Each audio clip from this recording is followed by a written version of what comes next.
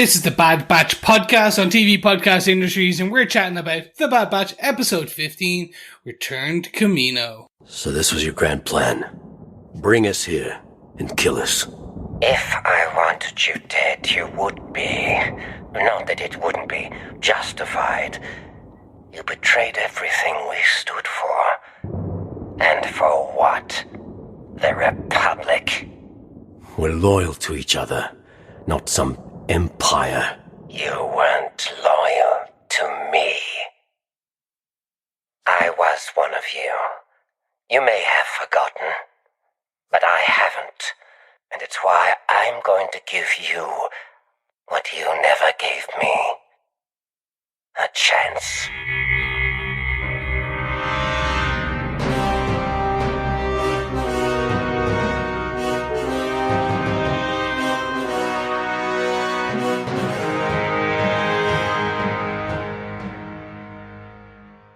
Oh no! We are back, and we're heading back to Kamino. Yes, I tried to rhyme. It didn't work, but welcome back to TV Podcast Industries. We're talking about Star Wars The Bad Batch, episode 15, To Return to Kamino. Not Return of the Jedi, not Return of the Sith, Return to Kamino. The penultimate. We are towards the end of the season, the penultimate episode of The Bad Batch Season 1, because you know what? We've got a surprise about that. I am Chris. Now, gentlemen, introduce yourselves. I am one of your other hosts, Derek. Why, thank you, Mr. Jones. I am one of your other hosts, John. Rounding out the group, in fact. Yes. As I am coming third on the order The call sheet, today. as we like to call it. Call sheet, yes. But, gentlemen, I want to give one bit of big news. Mm-hmm. Derek, you shared this fantastic news with the group in our social groups and everywhere else on our socials. Mm-hmm. It has been confirmed. We will be back recording next year with season 2 of The Bad Batch. That's great news, isn't it? It is fantastic news. It really is. Mm-hmm.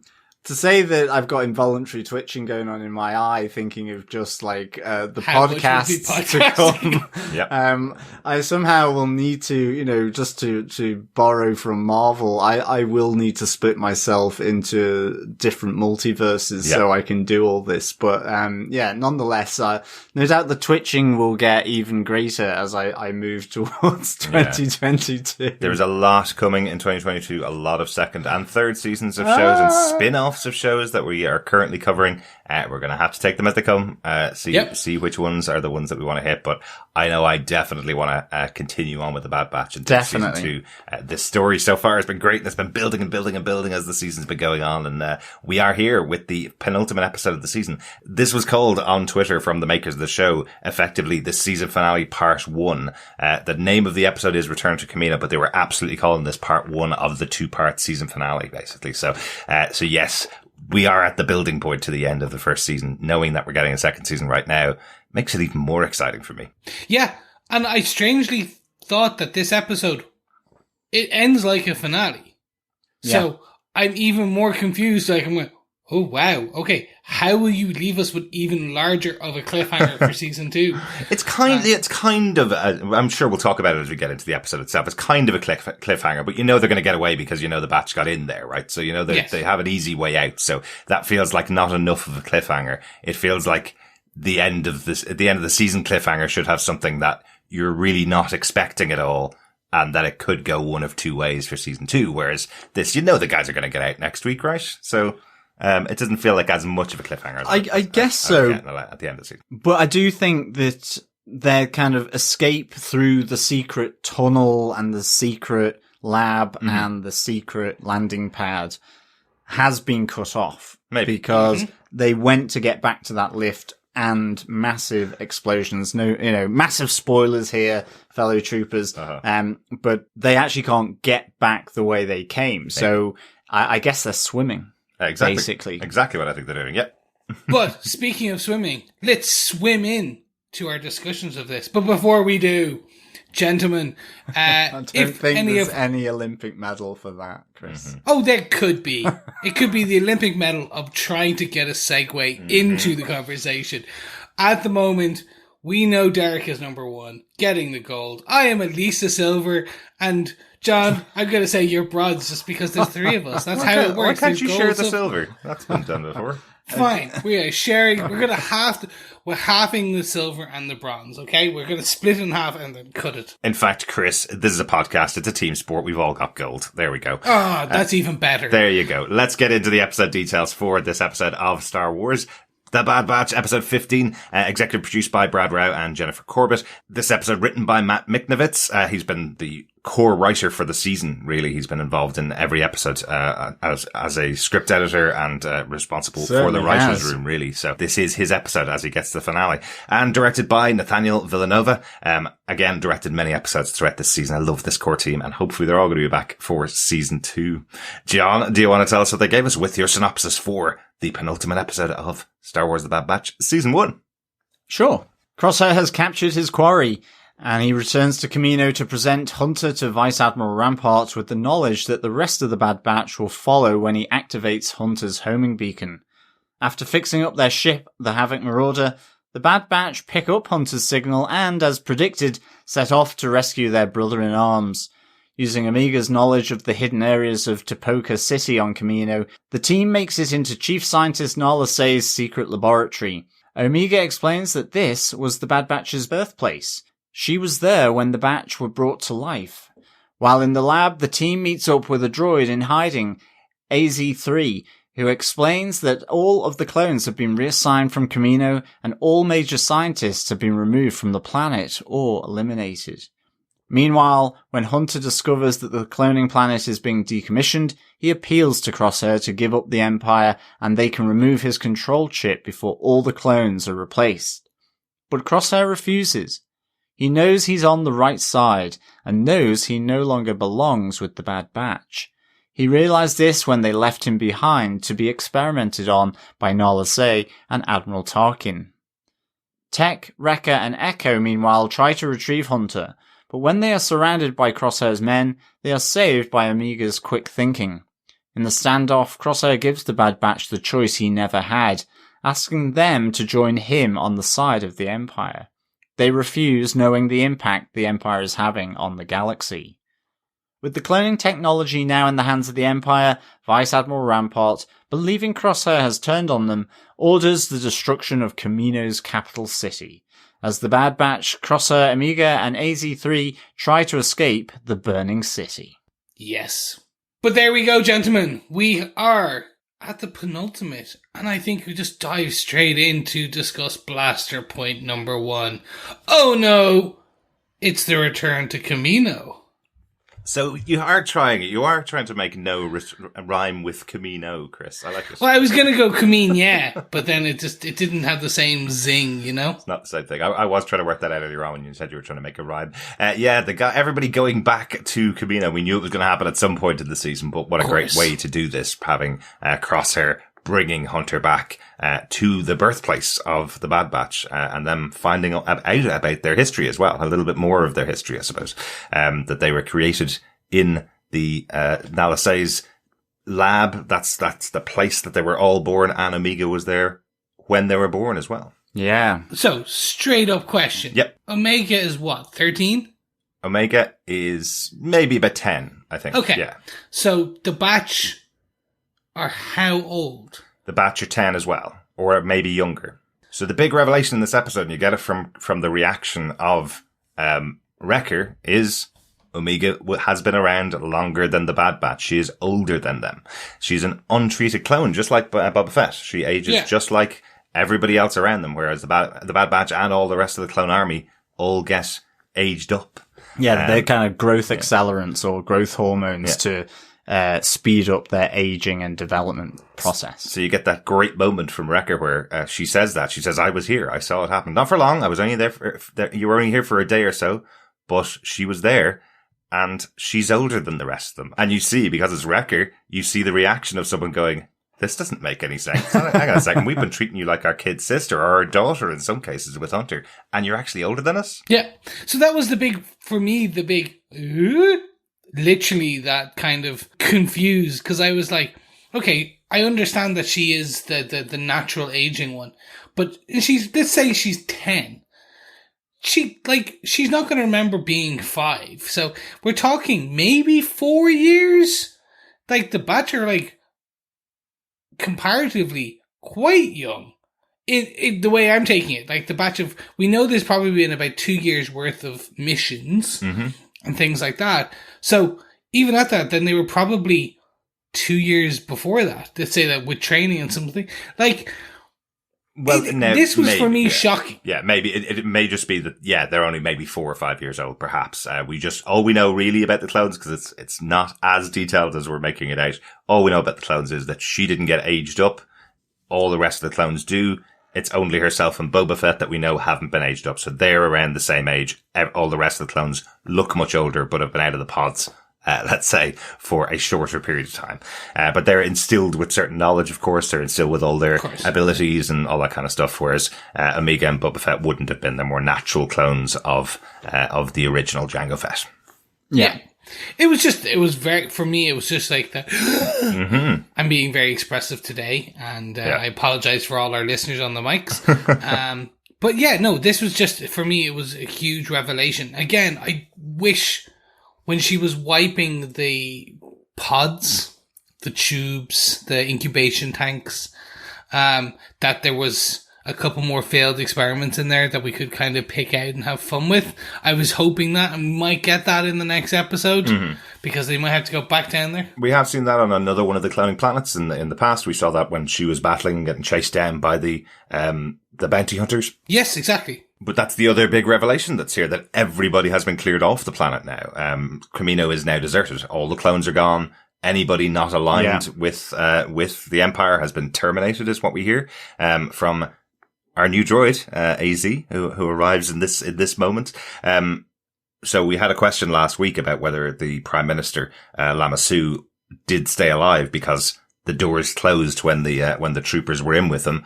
We didn't hear any kind of blaster fire, but effectively what AZ is saying here is that, our Prime Minister is gone, and anybody that isn't aligned is gone. Only the scientists that were aligned or were useful were taken off planet. Yeah, it's likely that they've been eliminated. I really liked, actually, this kind of deserted state of Kamino. You can see the TK troopers now are here, kind of moving out different bits of kit and doing all the work to strip effectively this whole facility of all the tech, all the intel, all the systems data, all that kind of stuff from Kamino. And that was really, that was cool. I loved all the, I love there was a lot of secret stuff here, you know, the secret landing pad, which I thought was awesome. Very cool. The secret tubes, which I really enjoyed.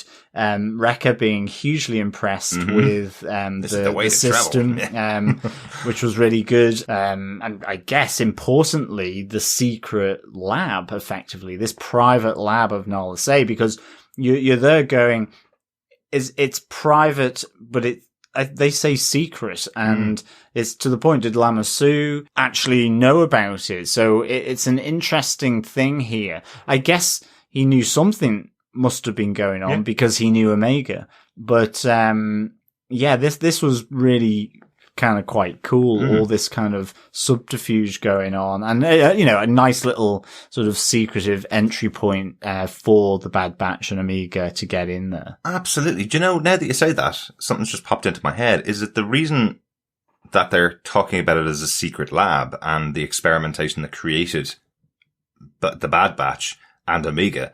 If that all took place in Nala Se's labs, does that mean that the work that she did to create them isn't available for the Empire, perhaps? It could Is be, it that her files are secret and kept offline away from the central stuff that's been stolen by the Empire? And I guess so. And I guess Lama Su did probably, as the leader of the facility of Kamino, must have given the AOK for Nala Se to do it. So I guess it's secret in the sense that maybe just the top officials know about it, but this is where possibly the real cutting edge stuff takes place. Absolutely. It's their innovation lab.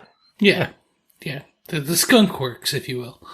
I took it as being, Nala Se, everything being stripped, Nala Se being taken away last episode, So I took this very much as that, as you say, the TK or TDK, Total Death Kill Troopers, as I like to call them. We're stripping the place. Nala Se has been kind of sequestered away in the last episode. Mm-hmm. The machinery is gone. She is known for her science prowess and the secret labs that she's had. Mm-hmm. So I took this as being, now this is the origin of Palpatine's cloning facilities and his technology, and how essentially it all got started.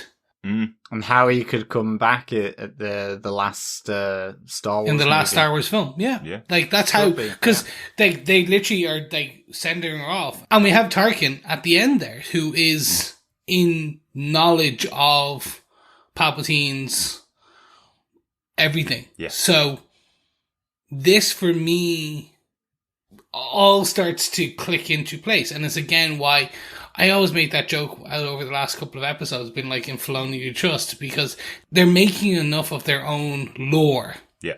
And their own stories, and they're making good, and they're not trying to put a square into a round hole. Yeah. They're being really clear, aren't they? When they have a line like, now the cloning technology is in the hands of the Empire, they're being really clear. Don't worry. Yes, we may be blowing up this planet where all of cloning began, but we've got all the scientists and we've got all we've got all the information, all the proprietary technology that Kaminoans have been selling to us for years. We stole all that too. We have it all, and this could be the setup for future cloning. So, and we know cloning becomes a major part, as you say, of the series towards the end. Definitely. Sequel movies. Yeah. The other thing as well, I really enjoyed this whole section of the Bad Batch coming to rescue Hunter from and returning back to Kamino is I really just Omega, how determined she was in her mission. You know, saving Hunter is what matters. Yeah.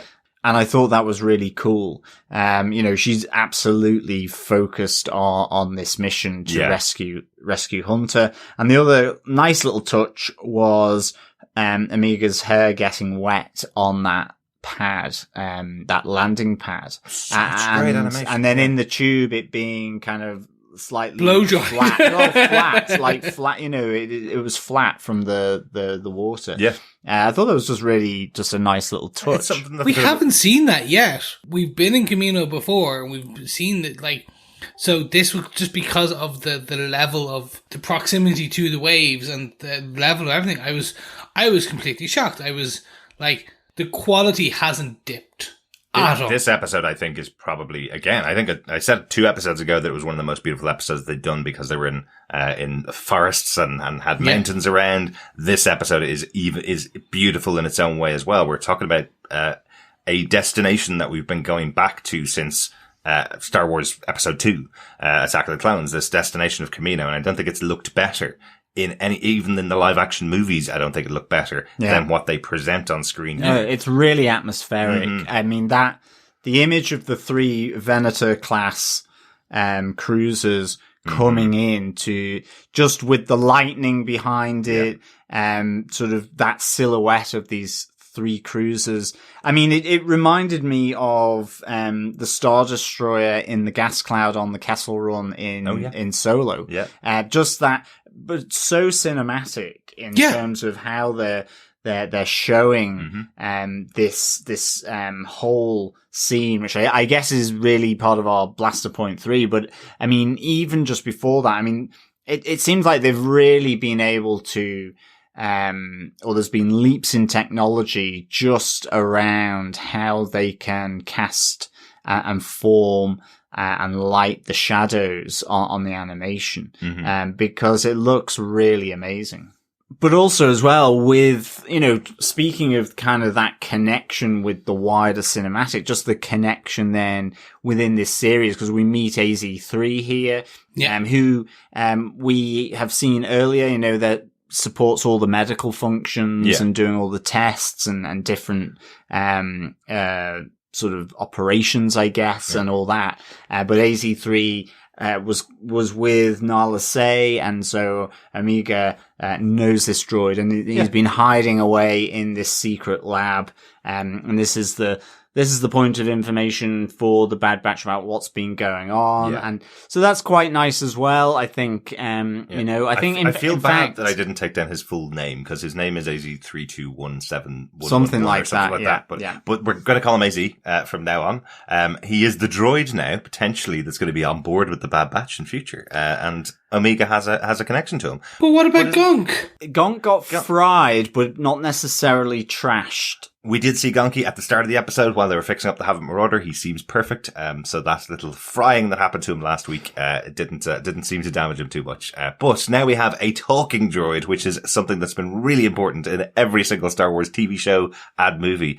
And also has a connection to all the Bad Batch because he worked in the place where they were all grown and brought to life. So he has a connection to all of them. So I like this idea that we have a new droid, AZ, that should be along for the ride for season 2. Unless he dies in the destruction of, Kamino. I was thinking, wouldn't it be awful that the poor thing was waiting there for someone to come and save him? He's in hiding. Nobody knows he's there. And then the Empire just destroys the place. If the Bad Batch hadn't come back, he never would have gotten out of here. Yeah, so. I like as well that he gets his little moment of bravery where he rescues Omega from being arrested and captured by one of the TK troopers. I thought that was quite nice because otherwise, up to that point, you know, he has been kind of just hiding away. And then, you know, we should get back to the secret lab because we're not safe here. So, you know, he's been a bit of a nervous Nelly, but he does ultimately get his bravery moment. He does, but I think it is important that he does have that Star Wars droid trait of self-preservation, which you don't get in a lot of other shows, a lot of other movies.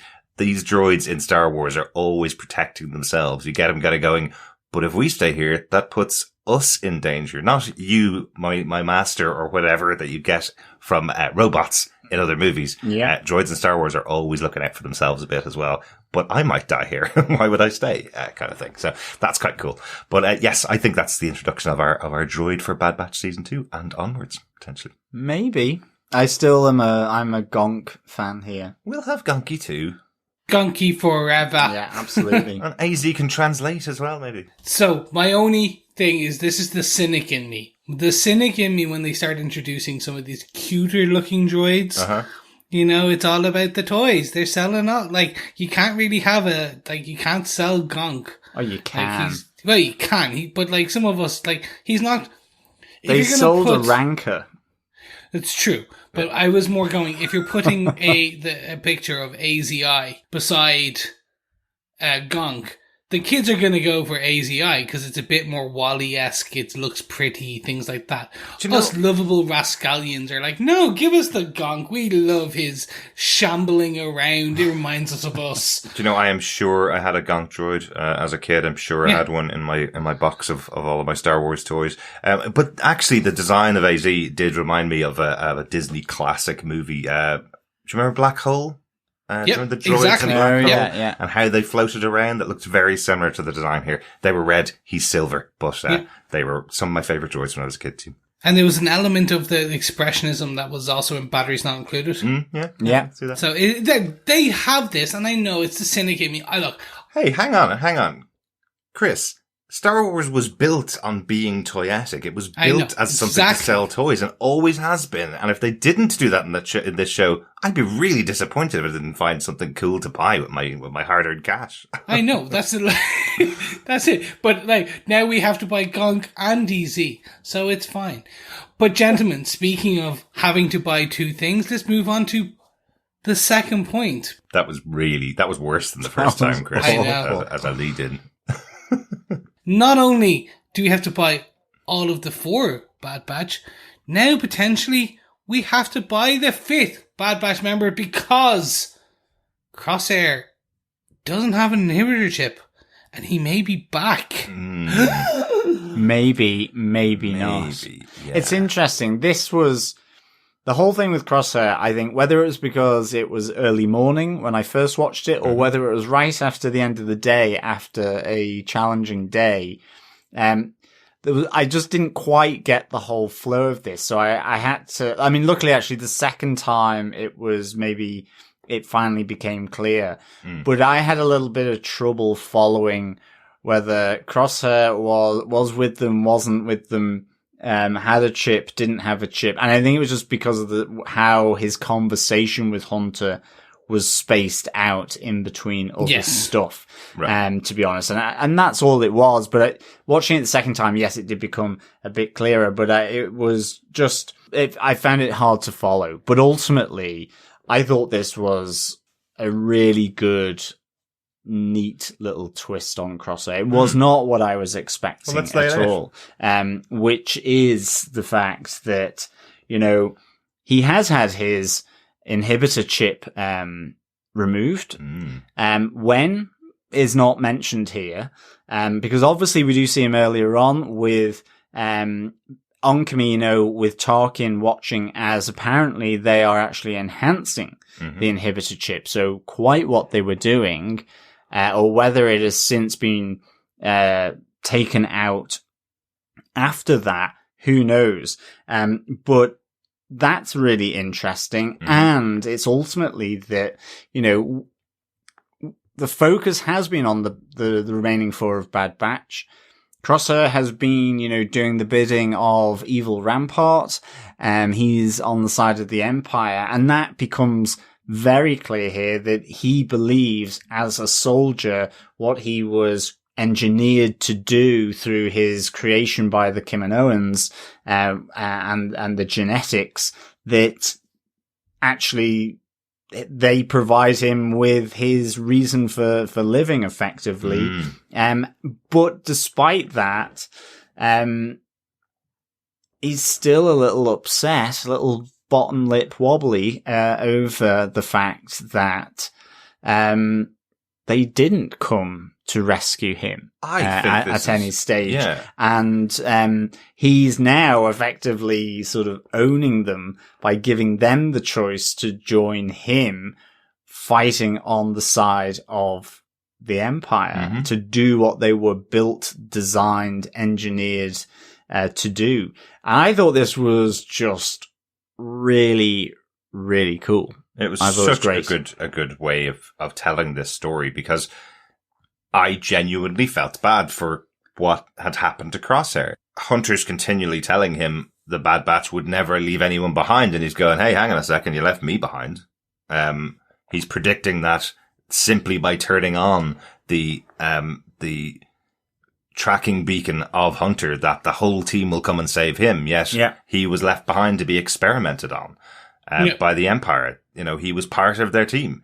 They all know that there was a switch that went off in his brain that made him try to kill the Batch. That's exactly what they've learnt over the whole time they've been away. Yet not once did they try to come back and save him from what's going on. And now that he has the inhibitor chip gone, he feels that he's not part of their team. So why would he return to them? Why would he switch sides and go to them when he's still fulfilling the mission that he feels he was bred for the Empire? Yeah, and just the switcheroo back on them is, I'm going to give you the opportunity that I never had, which is a choice. Yeah. And that was a great line, like really good.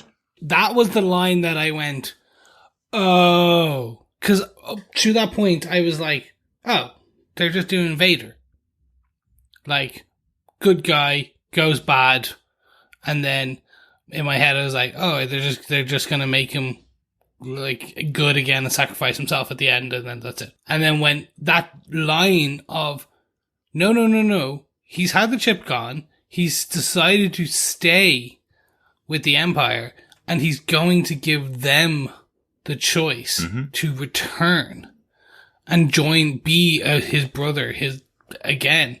I was like, now that's the different take. That's the bit where I'm like, okay, now you've intrigued me enough. You haven't just done the tropey element where it's like, good guy goes bad, stays bad, and then redeems himself at the end. Now, that may still happen. He may sacrifice himself in the next episode for his brothers, and that's the element there. But at least his choice to stay with the Empire has been his own out of a sense of duty, loyalty. Yeah, and I know that's the big question from Hunter is, when did this happen?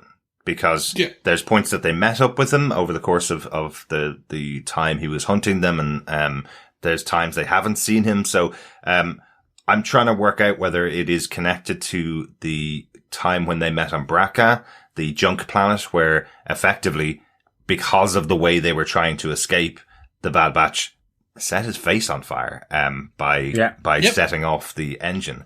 And also where they got their inhibitor chips taken out as well. Yeah, exactly. To be fair, though, he set off the engine. Yeah, but we he thought burned that his own face. But we thought that he might be blaming them for it. Yes. But potentially it may have happened around that time that there was damage caused to the inhibitor chips, so they took it out perhaps after that. We do know early on most of his actions could have been connected back to the inhibitor chip. He was the last of them questioning the orders of Hunter to go against the Empire anyway.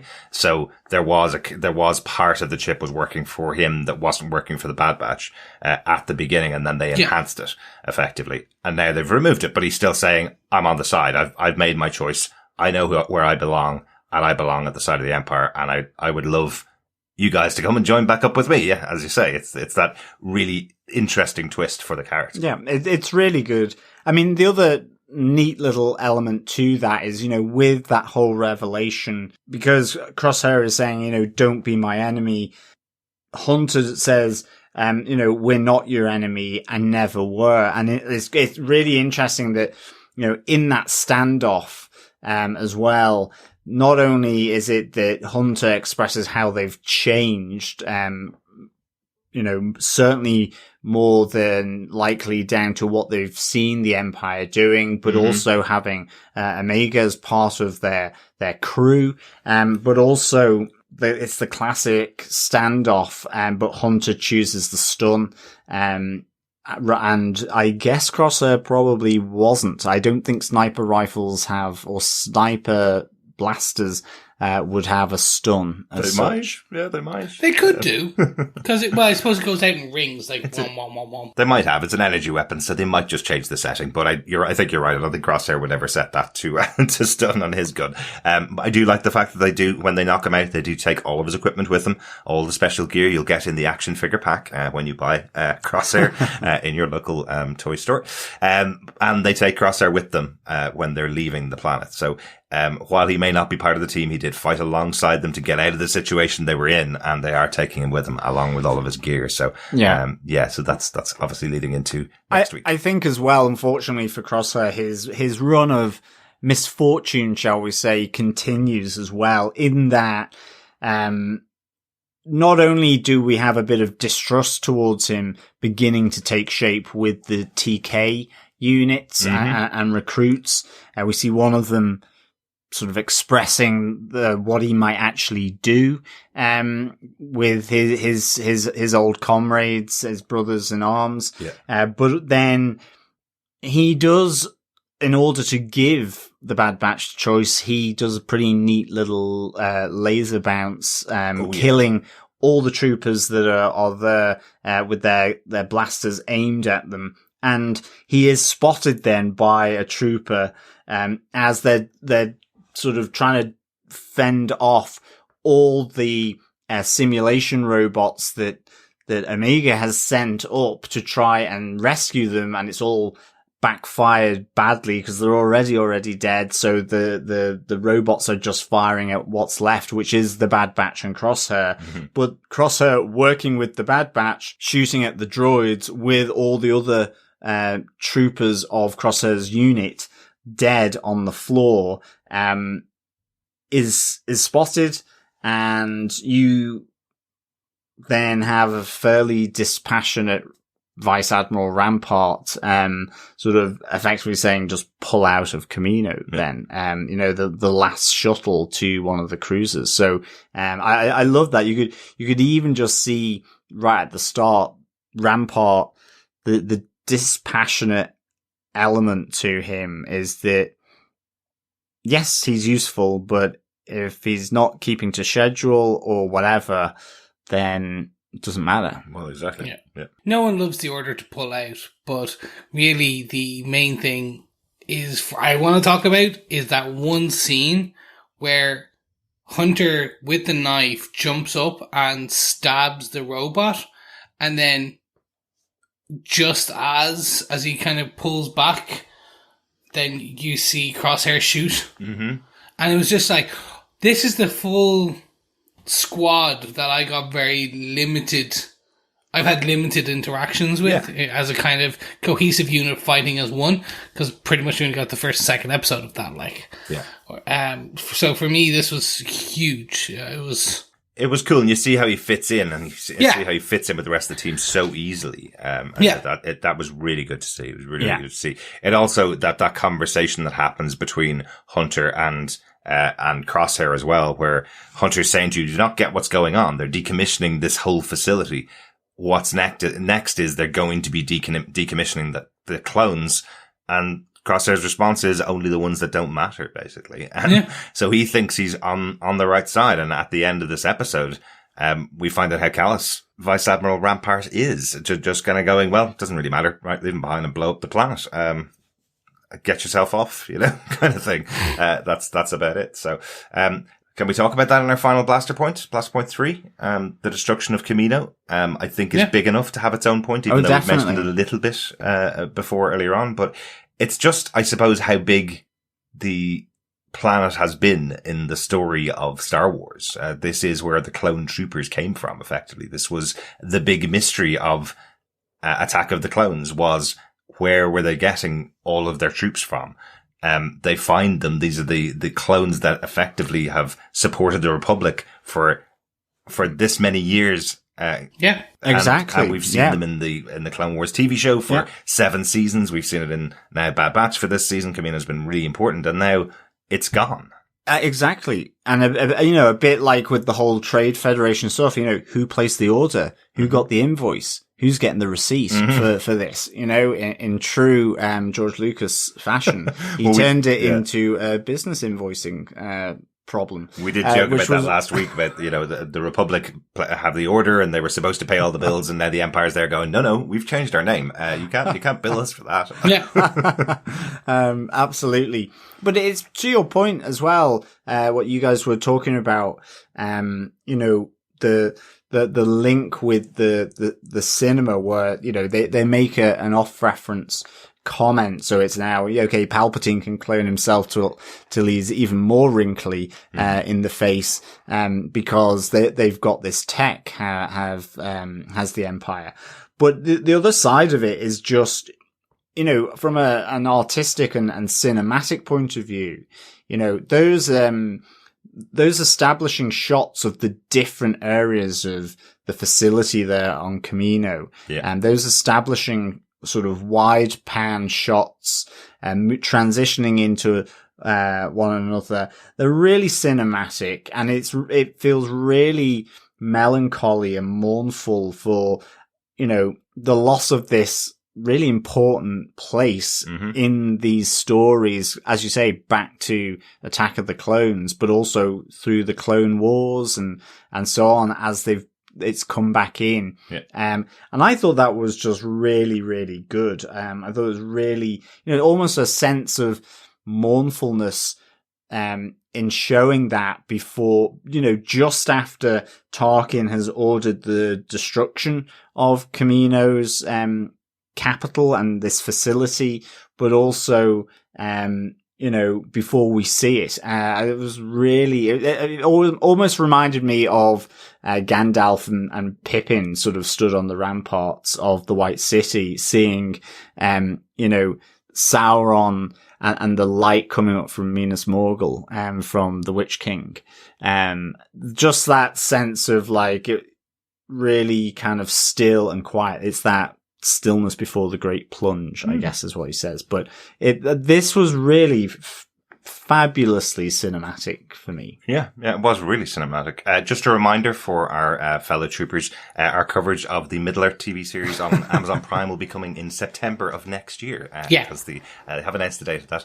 John will obviously be on board for that. Yes, because I was like, those are words. Excellent. Are they words? No, it is really beautiful put together, those scenes. You're absolutely right, John. And if I remember right, I'm not embarrassed to say that Attack of the Clones is one of my least favourite of the 9 central Star Wars movies. So I haven't seen it very often, but I do think those shots of the empty sets, effectively the empty scenes on Kamino. I think it matches up quite well to the tour that Obi-Wan is doing. There's the kind of bubbles where all of the clone babies were, effectively the first time he sees those clones, and then there's the area where all of the young clones of Jango Fett are sitting learning. That's all empty, all silent, all quiet before the bombs come and hit. And I think it matches up quite well to those scenes, if I remember correctly, from my last time viewing Attack of the Clones, which is probably 3 or 4 years ago. I guess clone babies are like jelly babies then.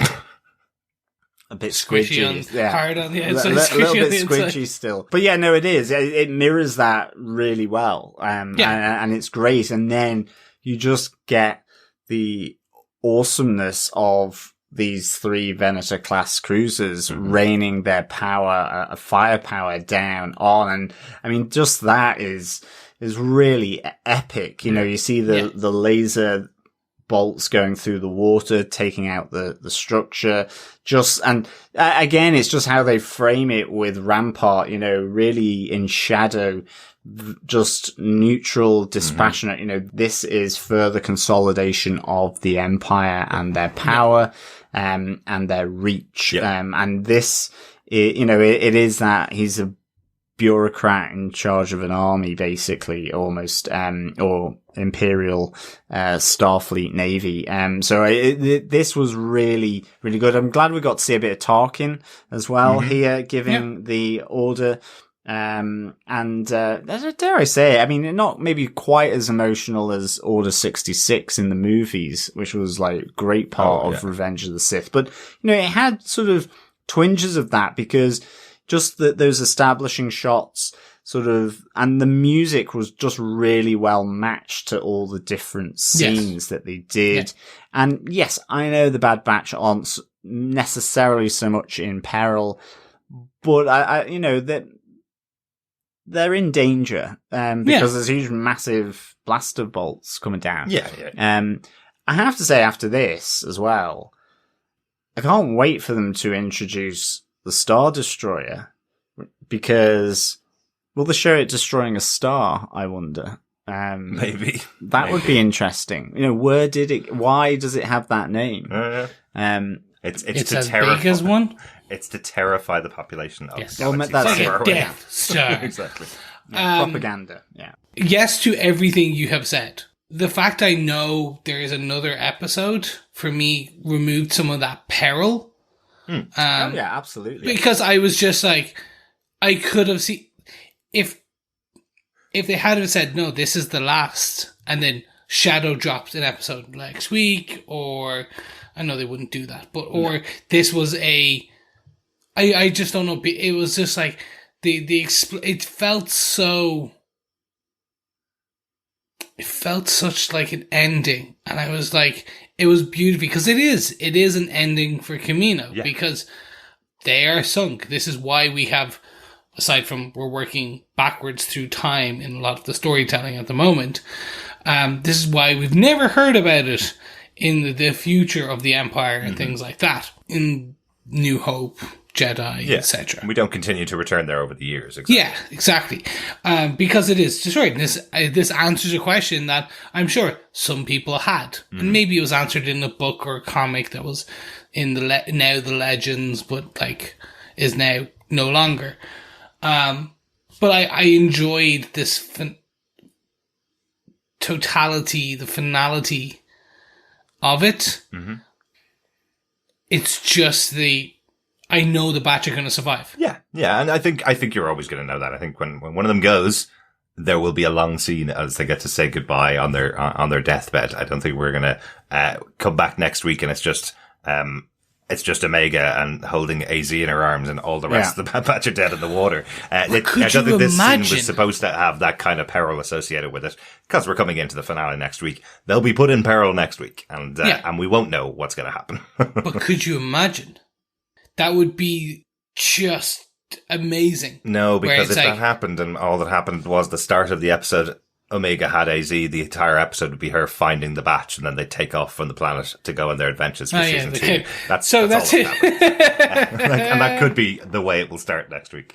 I think that's it overall for Kamino, but you are right. It is a beautiful scene, and I think it's a fitting end for a planet, effectively, or at least a facility in Star Wars.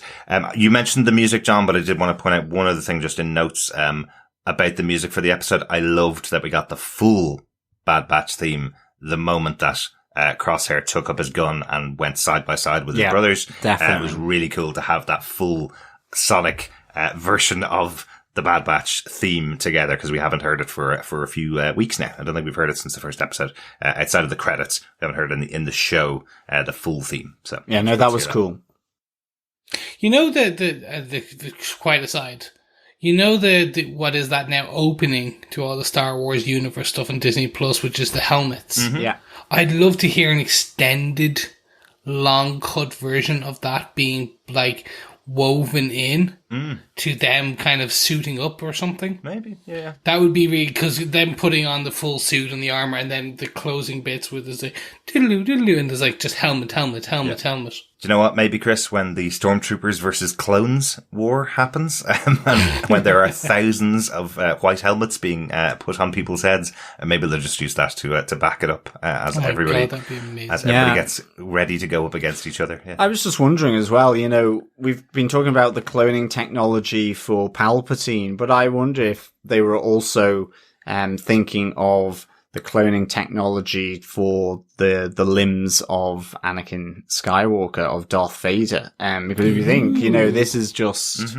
that, you know, grow a new leg, you know, like they kind of do a sort of a heart muscle and stuff from I don't know, from back crashes Dolly and the stuff. sheep. That basically that it's something to do with possibly seeing if they can bring Vader back fully limbed. Interesting, yeah. So take him back from being a robot and attach cloned limbs to him. Interesting. Kind of cool. Any other notes about the episode, guys? None from me. The only one for me is just the guys in their full regalia armor as they come out. It's just very much, they were going to war in this, and you saw them fully, whereas in some of the previous episodes we've seen start to kind of almost dressed down for a lot of the operations. This one was almost episode 1 level. They were full armored, full weaponized, full and battle Omega gear for there. the Bad Batch. Full battle gear, and Omega's there with her little. Not in their pajamas. Yes, exactly. But Omega's there with her little bow and arrow.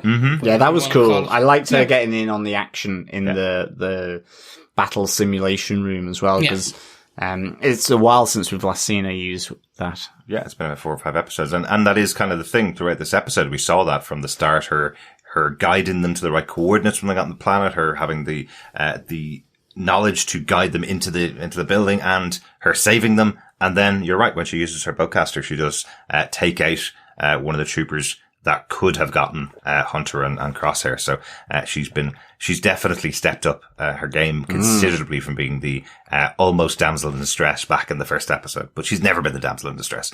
She's never fallen into that trope, which is great. Okay, with that, gentlemen, it is the end of our notes, so it means one thing. We must discuss.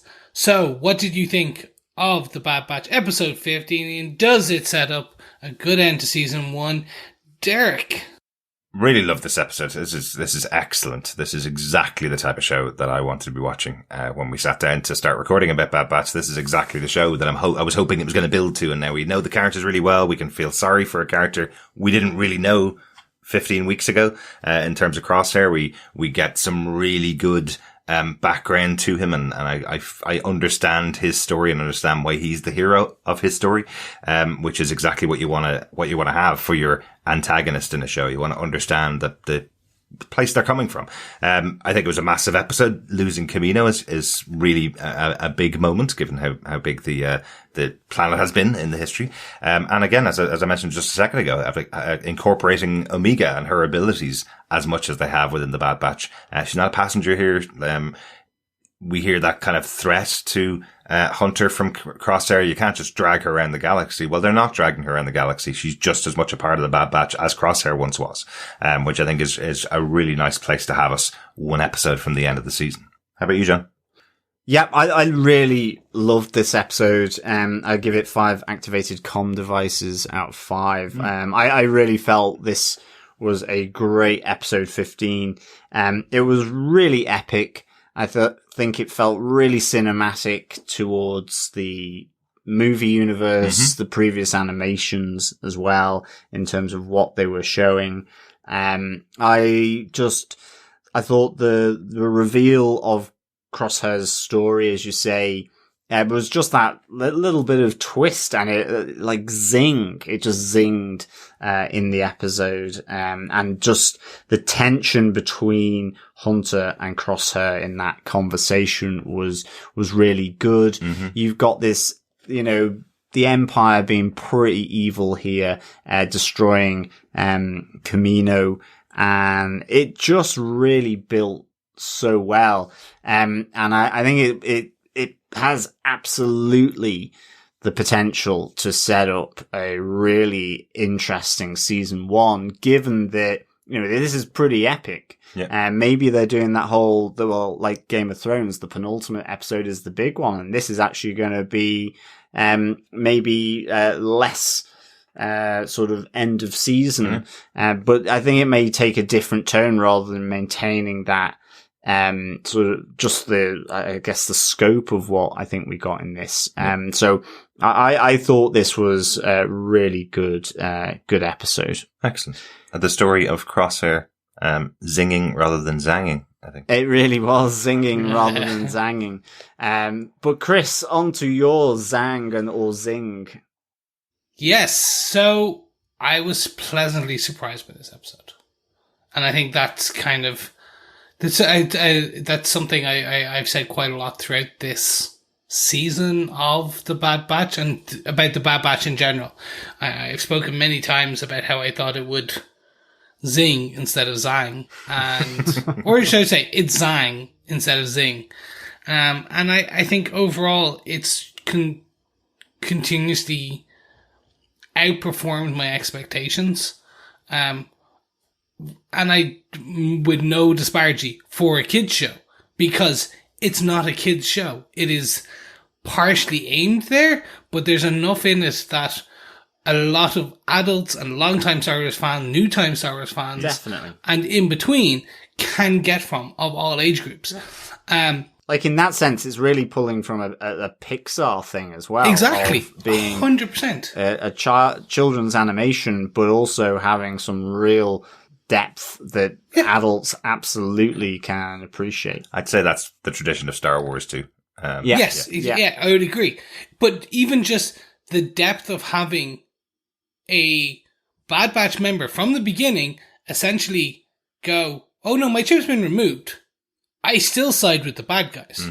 You abandoned me, which that's an adult level theme right there. Like, that's abandonment, that's mistrust. Like, you could do a psychological paper on some of that level stuff. Oh, there's moments in this episode with Crosshair where he's going, if I push this button, the Bad Batch will come and save Hunter.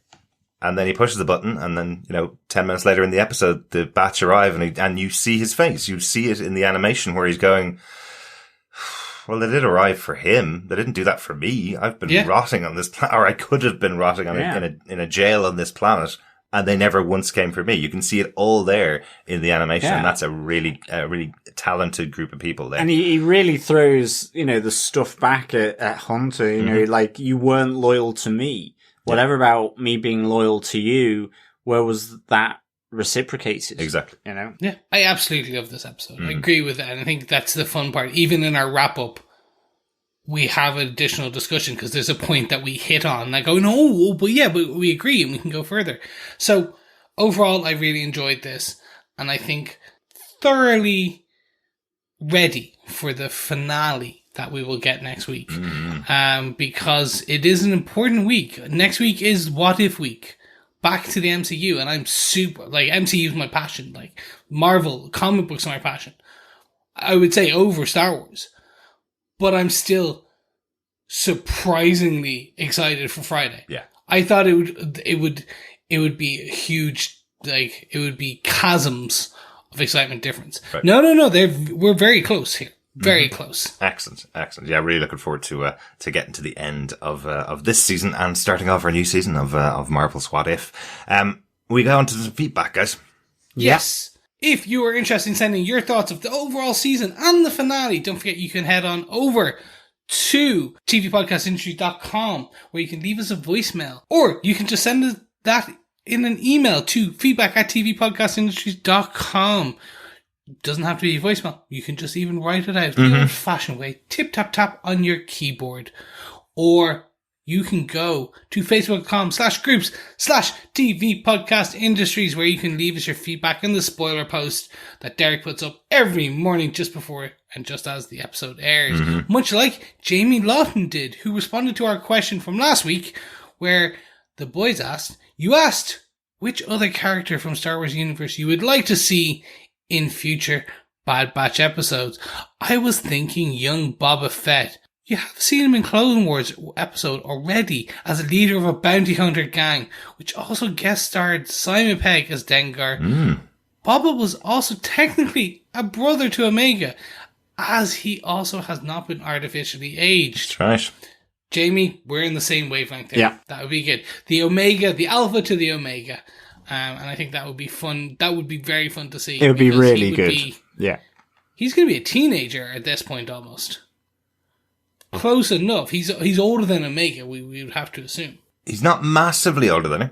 He'll be a few years, certainly. Yeah. He is going to be your older brother. But yeah, it's very difficult for me in my head, just off the top of my head, to tell you how many years there were since we saw young Boba Fett, and we've seen Omega now and how old she really is. But yeah, we do know they both age naturally, so there'll be a difference in age, but it's not 20 years or anything like that. No, it's about 5 or so. But you'd be max 5, 6 kind of job. But it's still a 15-year-old to a 10-year-old. There's massive difference there in the older. But we've certainly, it's been teased on the show. This idea that, the document showing that he was the Alpha has been shown on screen. So, we're going to see Boba Fett at some point, especially knowing that this season 2, if we don't see him by the end of this season, we'll definitely see him at some point in the next season. I'd like to hypothesize that because we are getting the Book of Fett, instead of Mandalorian potentially this year, in December, they will capitalize on that and have him as a main antagonist or recurring character in season 2 of the Bad Batch. It's entirely possible. That's entirely possible. Yeah. I think what we were proposing is maybe Book of Boba Fett has them looking for Omega in the future, effectively. So maybe bringing Omega over into live action. That's potentially it. But yeah, we're gonna see Boba Fett meeting Omega at some point in this timeline of Bad Batch as well. Excellent stuff, Jamie. We wanted to ask you, Chris, last week. We had this question as to who you would like to see on future episode of Bad Batch. Is there anybody from the Star Wars universe that you'd like to see? For me, it's some of the major main characters, because there are. So one of the reasons I loved Solo was it told the untold story of Han. And it's some of those. It's those things that I really do enjoy. That being said, there's the whole host of characters from the Legends, like the Doctor in the Extended Universe, one of the main ones,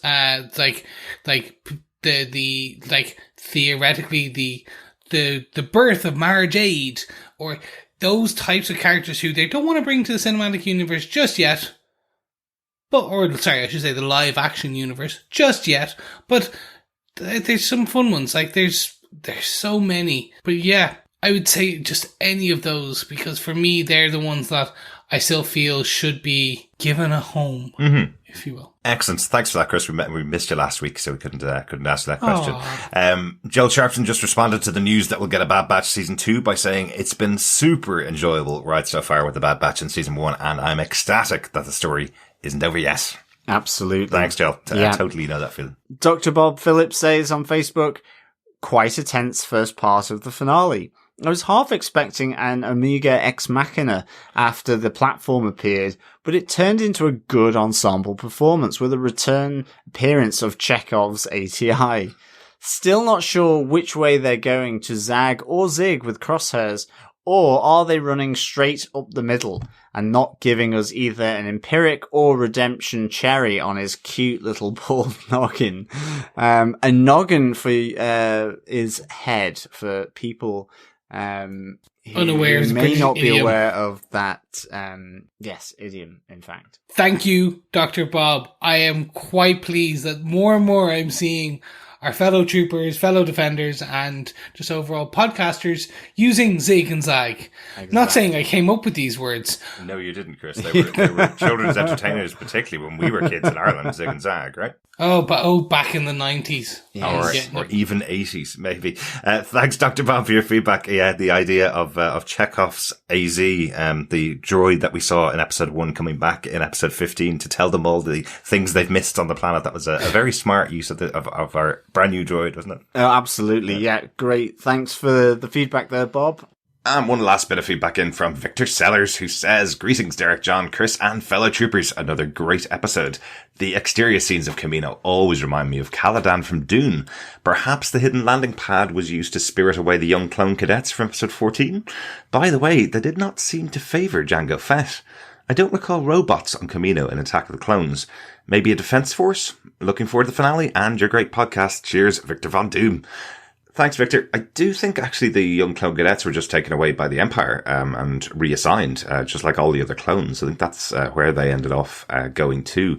As in regards to the robots on Kamino, we saw those in episode 1. They were effectively training robots that attack the Bad Batch, and they all joined up together to take them out. So we just saw them in a training sequence back at the start of the season. So once again, something from the first episode playing out now in episode 15. Great to hear your thoughts, Victor. Hopefully you're looking forward to the finale as much as we are.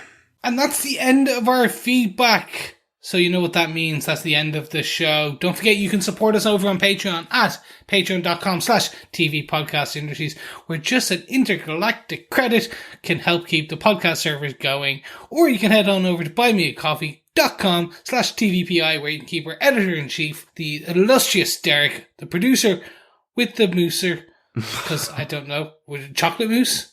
You can buy him a coffee, and that will keep him going and editing into the wee hours of the night. And thanks so much to all of you who have been buying me coffee over the last couple of weeks. It's been a lot of editing. We are going into a brand new series next week. We're going to be jumping into Marvel's What If, the first animated show from Marvel Studios. So very excited for that. And we will have a little crossover, obviously, with Bad Batch in this. What if it's a crossover of the Bad Batch and the Marvel MCU? Not just, time-wise, I just mean, what if we have the Bad Batch going into the MCU? Ooh. Do you know, there was a really interesting article this week on IGN where there was an interview with the showrunner for Marvel's What If, where he said he constantly proposed bringing over Luke Skywalker into What If and putting him in as an Avenger, saying he was going to make the greatest Avenger ever, and he was told to stay and play with his own sandbox. Get out of their sandbox. You have the entire multiverse of Marvel to play with. Stop trying to bring in other stuff. Great stuff. They just introduced He-Man into the Marvel universe in comic books, so pretty sure anything's on the table now. That's certainly back on the table now, certainly. Yes. I know Aliens is also coming out in Marvel Comics as well, so we'll see all this stuff. Of course. Thanks so much for joining us for this episode of The Bad Batch. We'll be back for the season finale of The Bad Batch next week. It airs on Disney Plus on Friday, August 13th. Ooh, spooky. Thank you so much, and we'll speak to you again next week. Yeah, thanks so much, fellow troopers, for joining us and supporting the podcast. It's great discussing the Bad Batch with you, as well as with my fellow co-podcasters. Mm-hmm. But remember, until we're back for Marvel's What If and the final episode of Bad Batch Season 1, keep watching, keep listening, and keep trooping. Bye. Bye. Bye. Bye.